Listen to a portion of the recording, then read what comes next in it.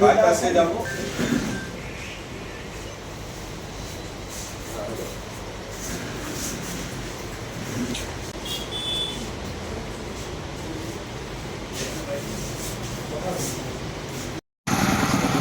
ঈশ্বরপুর করে দেবো কিছু কথা চলবে।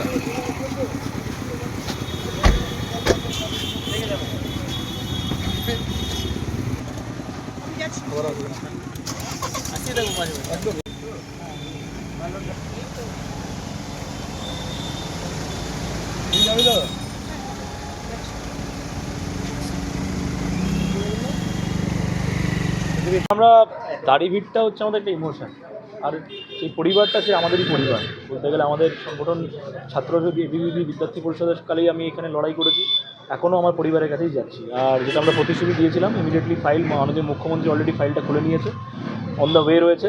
খুব শীঘ্রই যারা যারা এরা দোষী, যেগুলো কেউটোগুলো লুকিয়েছিল, তাদের বের করে আনা হবে, আইনের আওতায় তাদের আনা হবে। Investigation on the way.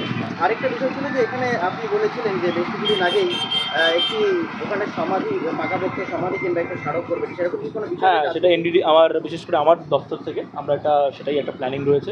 বিশেষ করে ভাষার শহীদ, পশ্চিমবাংলা একটা বড় জ্বলন্ত উদাহরণ এখানে। তো এই একটা সমাধি আমরা বা একটা সুন্দর করে এখানে একটা আমরা ভাষার শহীদের একটা প্রকল্প আমরা নিচ্ছি এখানে তৈরি করা। আচ্ছা, বলছি দাদা, ইসলামপুরে 39 জন নাবালিকা উদ্ধার হয়েছে, যেখানে তৃণমূল এবং প্রভাবশালীদের একটা প্রাথমিকভাবে যোগ উঠে এসেছে, কী বলবেন বিষয়টাকে?